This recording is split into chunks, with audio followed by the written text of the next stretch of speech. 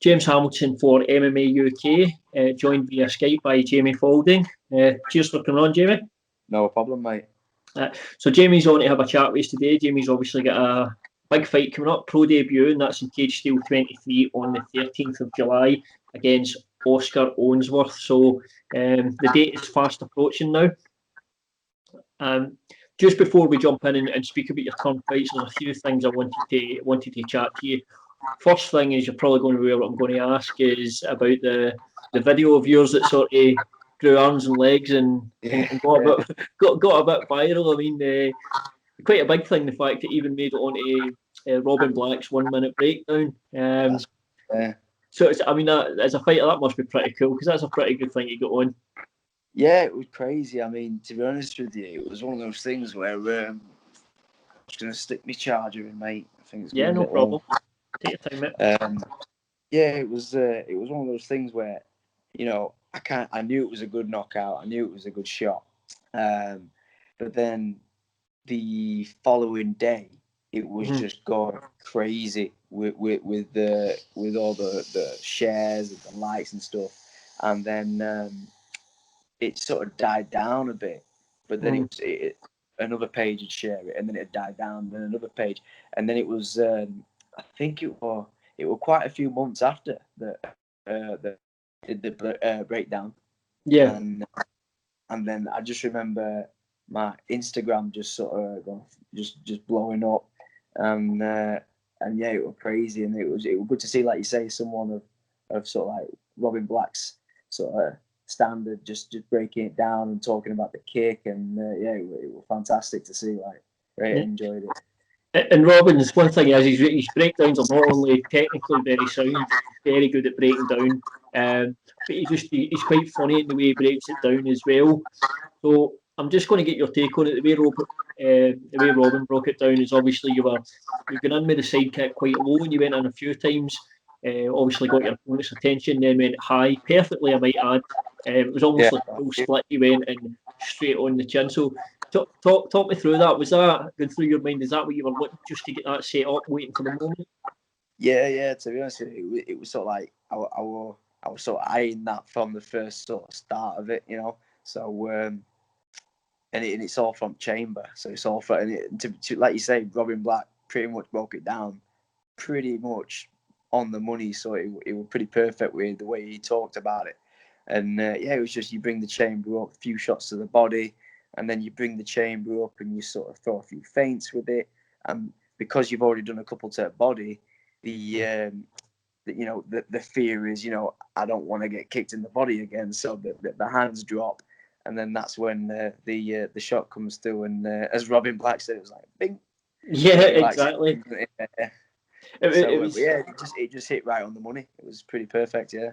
Is that thing you see from fighters? I don't know if you saw it from Valentina Shevchenko, putting the work into the body, and then going up high, and it sort of pays off, and it definitely paid off for you as well. Yeah, it was a sweet knockout, that one. A couple of weeks ago, wasn't it? Yeah. And I remember watching it, and she was throwing the body kicks, and I was thinking, she's going upstairs in a minute. You can just see it. And it's one of those things where I forget the girl that she was fighting. Who was she fighting? It was Jessica Ai. That's the one, Jessica Ai. So Jessica Ai probably knew it as well. She probably knew the kick was going to come upstairs, but because the body danger was there, she had no choice but to bring down. And she got caught pretty solid. It was a good kick, that one. It must be a horrifying thing for a fighter, knowing you're taking that damage to the body or the leg, whatever it may be, and you know it's going to go up top eventually. You just don't know when.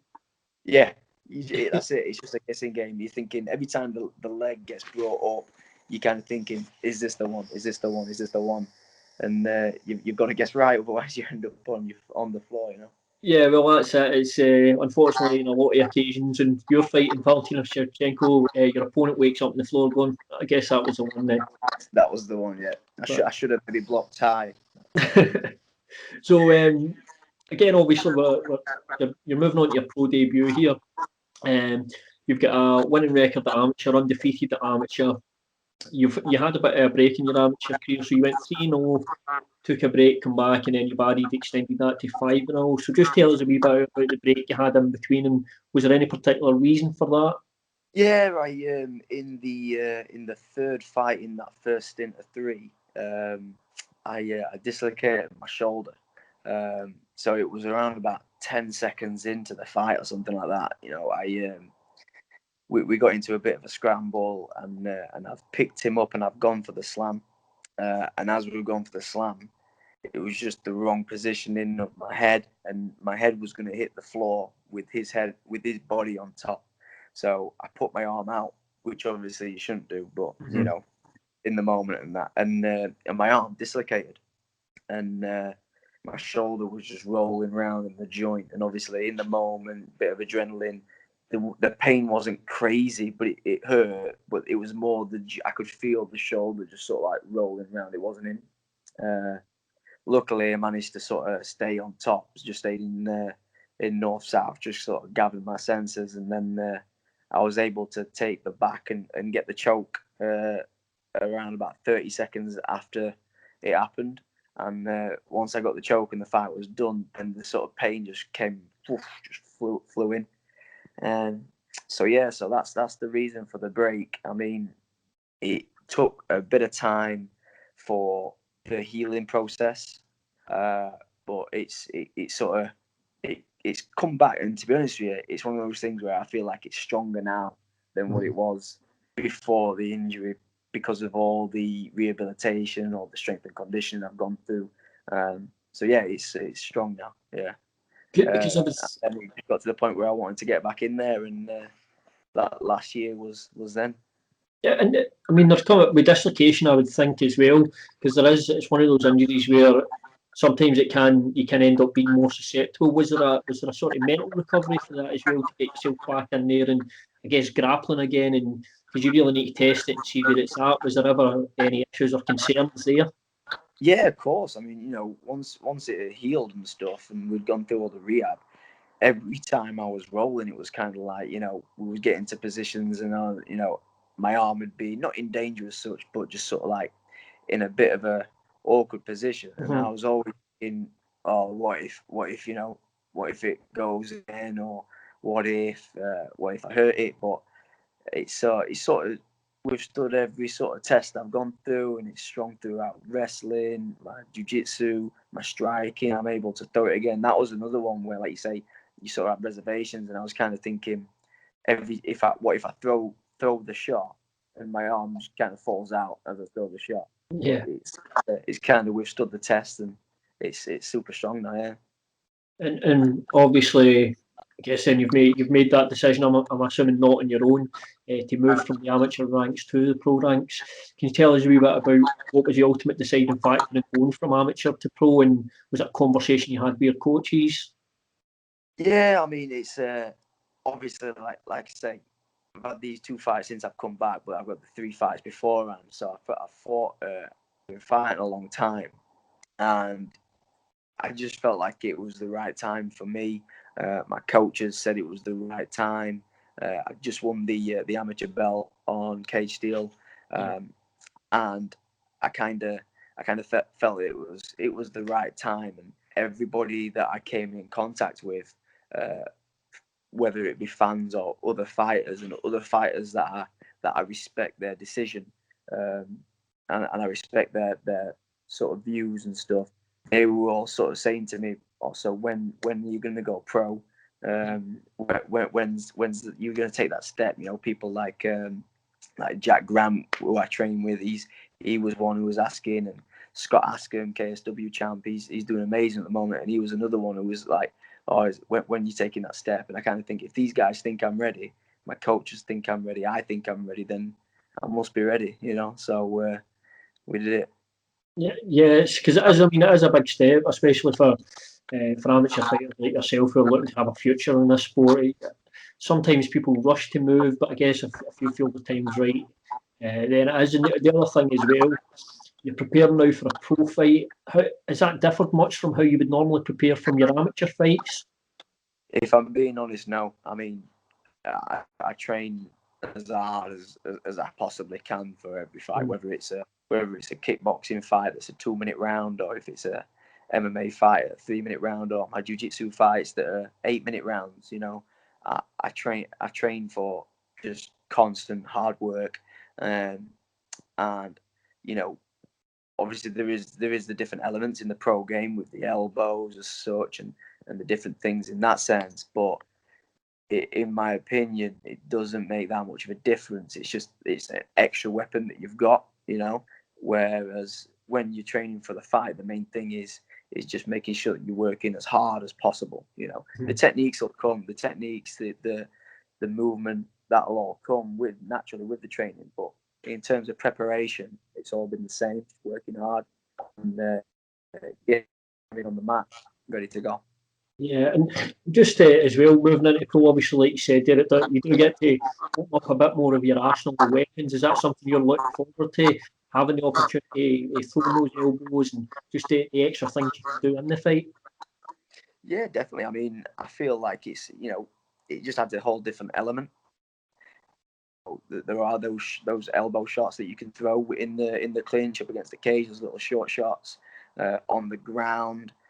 Those elbows, they can come in handy when you're trying to stay as tight as possible with your jiu-jitsu game.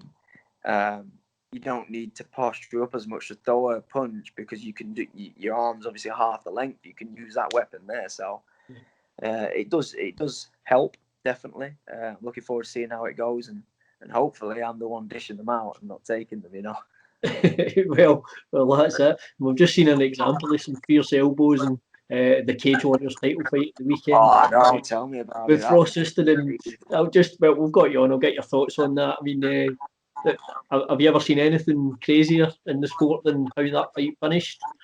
No, I mean, like I say, I said to everyone I've spoken about it, that's the first time I've ever seen that sort of finish, that sort of ending. Obviously, I've seen courts, and we've all seen fights that have been a bit bloody, but the way that one ended, it's definitely a first. And I'd like to say Mark Goddard, I think, did the exact right thing. It was getting to the point where it was like something that I watch on Saturday morning telly with goo all over the floor and people doing obstacle courses, but obviously these guys are hitting each other at the same time as their legs. They just couldn't control where they were. Their bodies were all over the place. It was ridiculous.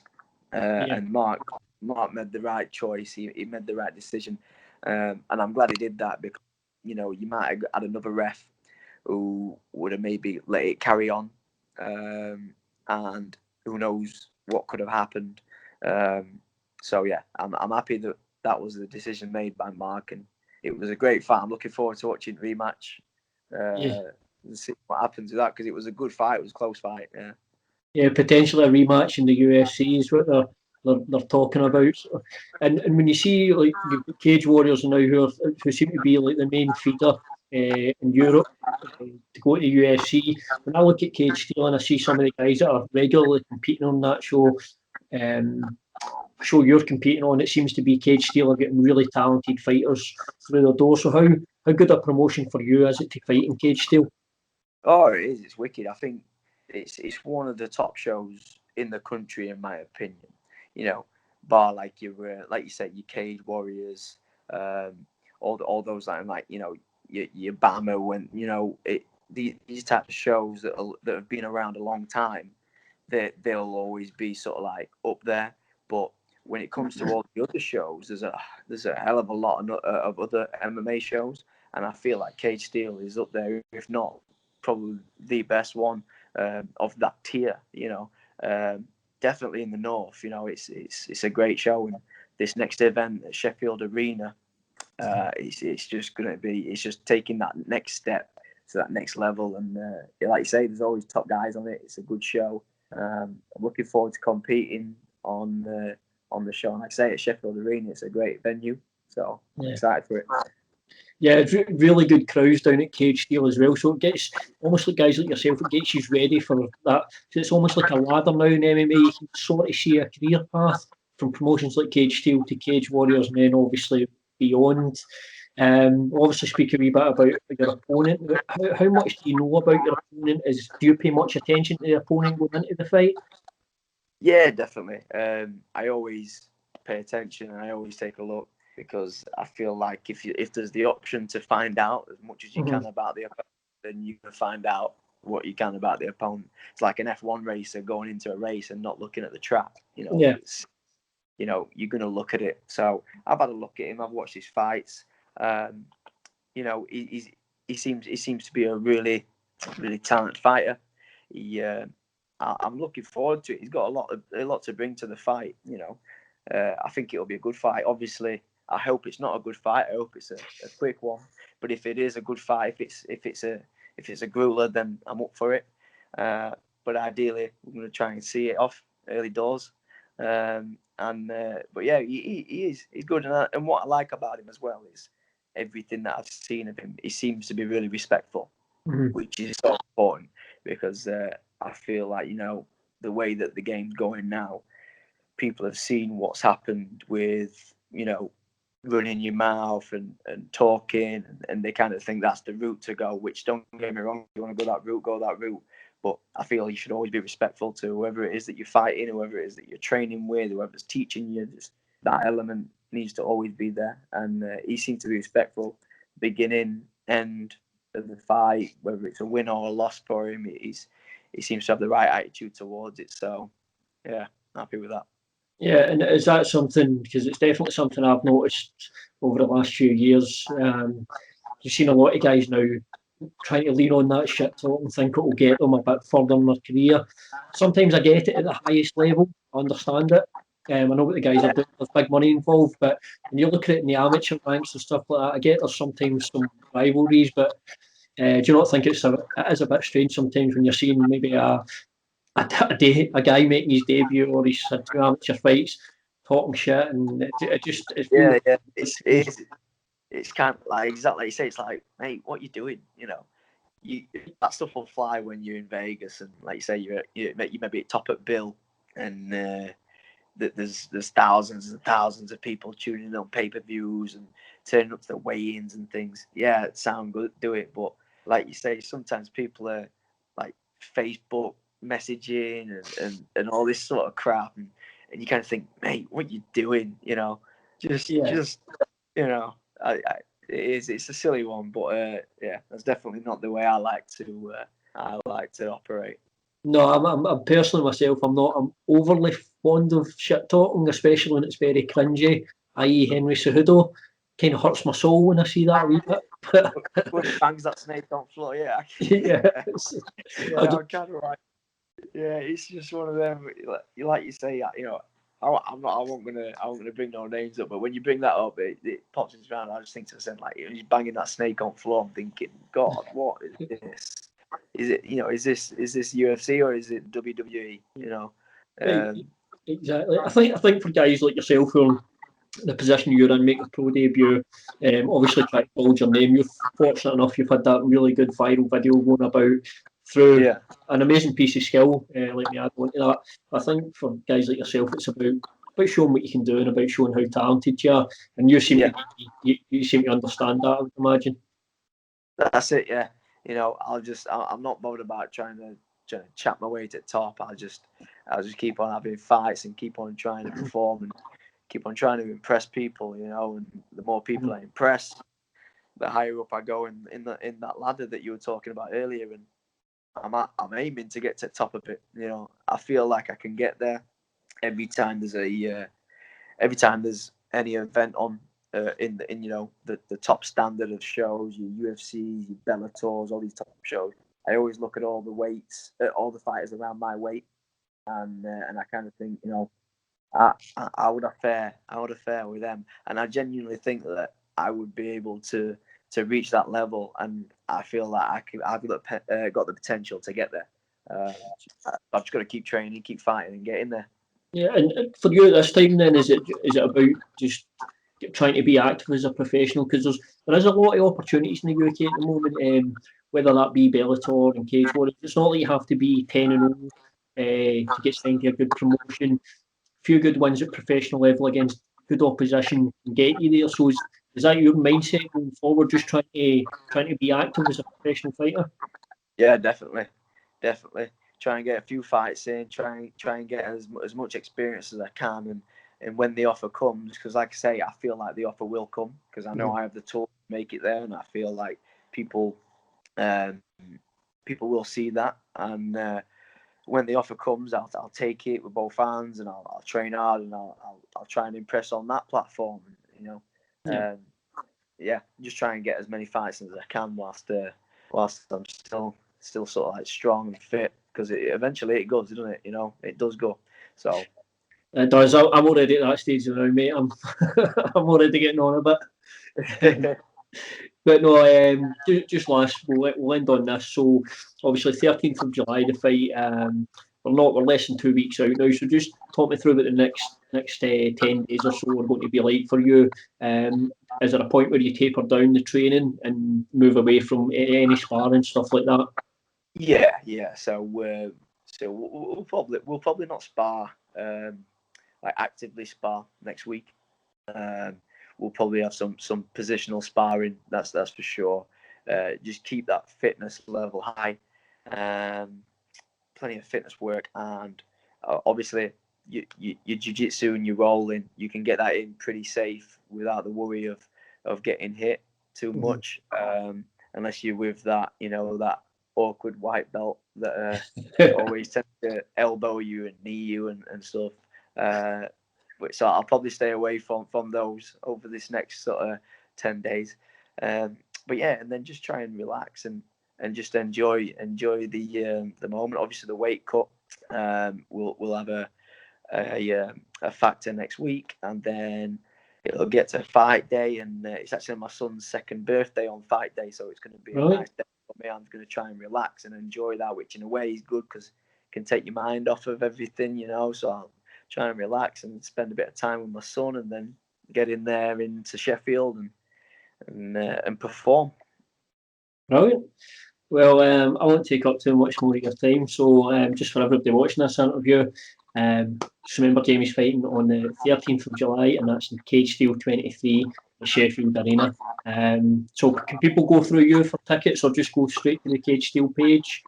Yeah, you can go on Cage Steel page, or if anybody wants to message me, I can get some tickets sorted out.